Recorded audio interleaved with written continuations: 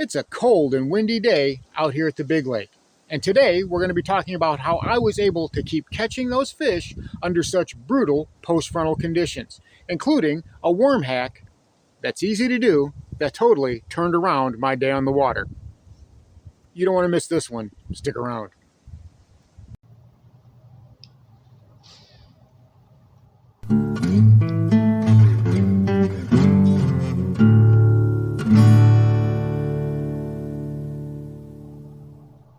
And here is this video's featured comment. Congratulations! If you would like to have a chance to have your comment featured in an upcoming video, all you've got to do is leave a comment. And now, on with the video.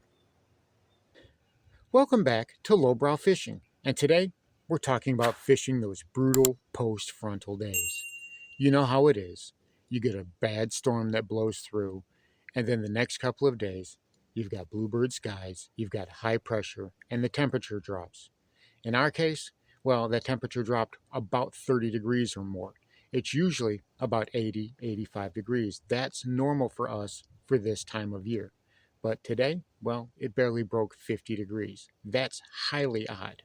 Now we've got fish that are actually in spawning mode.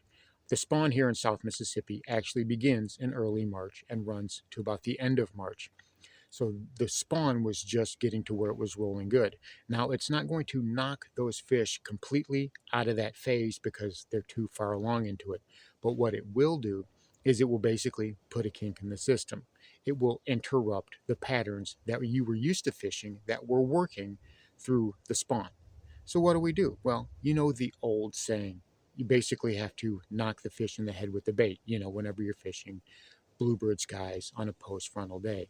And while that's not 100% true, it is pretty close to being accurate, depending on the presentation that you're using. You would think a day like today would be a great day for a spinnerbait, being as windy as it is. However, the spinnerbait didn't do anything for me. I threw a spinnerbait around for quite a while. I changed out from a spinnerbait that had a Colorado blade and a willow blade that were silver to a double willow blade that were silver. Still no luck, but I knew those fish had moved out a little bit from offshore. Now, a lot of times when you hear about fish moving offshore, you think that they're going way out deep, that they're, migrating a mile or so away from where you saw them last time. And a lot of times that's just not the case. Sometimes they're not even moving 3 and 4 feet down until they can find a place they feel comfortable with. In a shallow lake like this, where the bottom change is very, very gradual, those fish are going to move just a little bit further out until they can find a depth that they can acclimate to and they can feel more comfortable, which they did. Now, for those of you who saw the last video I did, where I talked about an open area that had 3 creek arms on it, well, in that open area is where those fish had pulled out to, and I knew they were going to be off of those secondary points from those creek arms. That's where they like to set up whenever they're staging for the spawn and in their pre-spawn mode. So it seemed reasonable to me that they would pull back out there, and that's where they would set up and suspend. And I was right. I just needed to pick the right presentation to entice those bass to bite. And I was able to, and it really didn't even take me long to put myself on fish.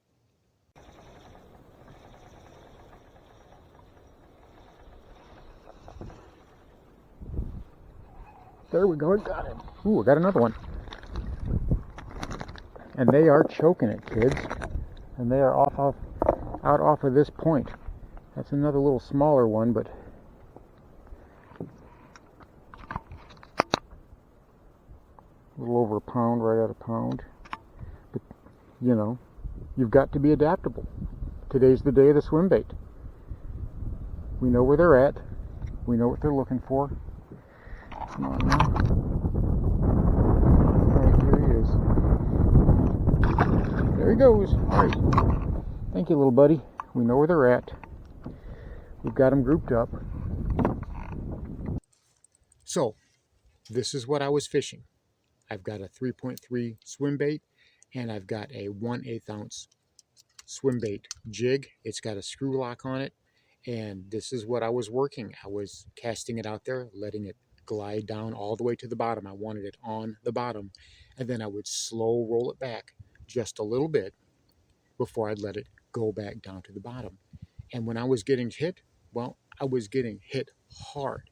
You can see that those fish, they were inhaling it. I had to get the pliers to get it out of their mouth. So that's what they wanted. They didn't want the spinnerbait. They wanted a slow swim bait presentation. And that's what worked. That's what I was catching the fish on. And those swim baits, they are Eco Tungsten Swing Shad. This is what I'm using. I picked these up at Ollie's. I think they were $3.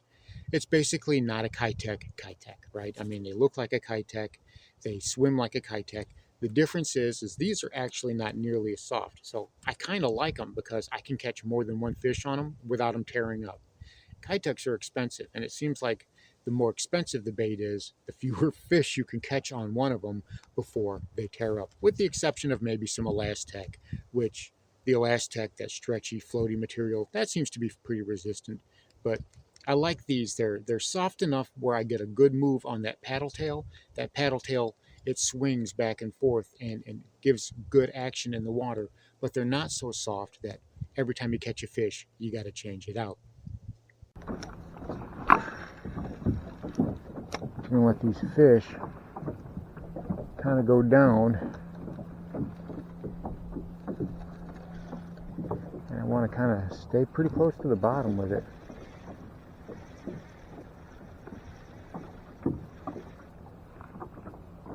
I want to kind of stay pretty close. There we go, I got him. Ooh, that's a good one too. I got him. All right.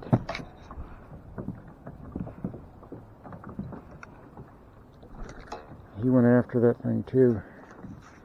He went after it. All right. So that proves this is right. Got him right in the top of the mouth with it. Let's see what I got here. Boy, I got him good. There we go. All right. 1.5 pounds. All right, little dude. Let's go ahead and get you back in the water. There you go. All right. Moving on to the next one. Now moving on to another presentation that I basically stumbled onto that was working for me was, well, around the outside of those points, the water kind of got shallow, but there were still fish setting up right off of that edge. I found a mud line, which I thought was fairly peculiar since it's been 2 days since we've had rain, but I found a hard defined mud line. So I figured I would pitch up in there with a weightless Texas rigged worm. But I wasn't really getting anything, and this is the worm that I was using. You guys recognize these. I make these myself, and I thought if I cast these right along the edge of that mud line, those bass, they like to use it as another form of cover. You give a bass a hiding place, and chances are they'll take it. They'll use it as an ambush spot. So I thought if I threw this right along that edge, I could coax some out. But with all the wind and all the current blowing everything around, I just couldn't get this to work how I wanted it to. It wouldn't go down into the water. So normally in a situation like this, obviously you're going to cut and retie, right? I didn't cut and retie because all I saw in my tackle box were 3/8 ounce weights and 1/4 ounce weights, and that's way too big. I didn't want that drastic of a change. I still wanted to have a subtle fall, but I needed to be able to get my bait where it actually would fall. So I saw something in my tackle box that I thought, well, let's go ahead and try that. And that's the snail weight. Nope, I did not turn it into a NACO weight. What I did is I put it, while it was Texas rigged, I put the nail weight down like that between the line tie and the hook. Let me show you. So here we have a normal Texas rigged worm. I've got an offset worm hook. This is what I was throwing it on today. I wanted to get a gliding action because that's what I've been using, especially on a slower, sunny day. That's kind of what I want, to get that slow flutter. And those bass, they get a second before they think about it, and then they eat it. It actually works well than having a faster drop. But as I said, I wasn't able to get it to drop into the water column. It was kind of just staying on the surface because we've got 15-mile-an-hour winds. And I'm fishing this on a light finesse setup. I've got this on 10-pound braid. This is a 10-pound monofilament leader here that I was using, so it was going to float anyway. So I took this nail weight here, and what I did is where the line tie is right here, and I just stuck it straight down into it like that, you know. almost like you would a NACO rig, just like that. And I know what you're thinking. I know what you're thinking. You're thinking, lowbrow, you doofus, you're going to kill your hookups. That nail weight's going to get in the way and you're going to kill your hookups. Only thing is, it doesn't. I can do like that and that nail weight just drops with the rest of the worm. I don't have it getting in the way. So when I caught fish on this, and I did catch fish on this today, that nail weight did not impede my hookup at all. I was kind of wondering the same thing. Maybe that nail weight was going to get in the way and it was going to keep that worm from being able to drop out of the way all the way and let that hook point come through. But it didn't. That worm just had no problems. I had no problems getting that hook set. And I was actually catching a better quality fish than I was even with the swim bait.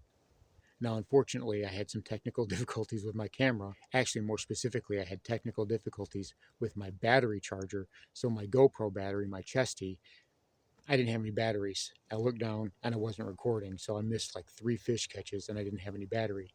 I noticed my battery charger, well, it had died. So I have no way of knowing if my charger is charging. It is not charging. I don't know why the charger is not charging right now.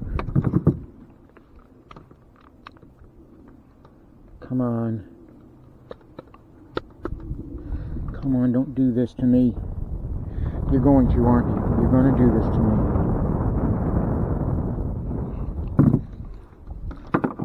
You are going to do this to me. There is that. I really wish that I had gotten some of those, because one of those was about a little over north of 3 pounds. Not a giant, but, you know, I was happy with it. I just didn't get it on video. I thought I was recording. I'm flapping my jaws, talking about what a great setup this is, patting myself on the back, and got none of it on video. So, but anyway, this works great. And before I leave the lake, I'm going to make some more casts with this. I've got a certain area that I really think this is going to work great on. And I'm going to make some casts there, and we're going to go ahead and check that out. So there you have it. If you're willing to adjust for the conditions that you're given, you'll still find that you can catch fish. Sometimes you may have to slow things down. Sometimes you may have to get a little inventive. But at the end of the day, you'll still be able to put those fish in the boat. Thanks for watching Lowbrow Fishing. We'll catch you in the next one.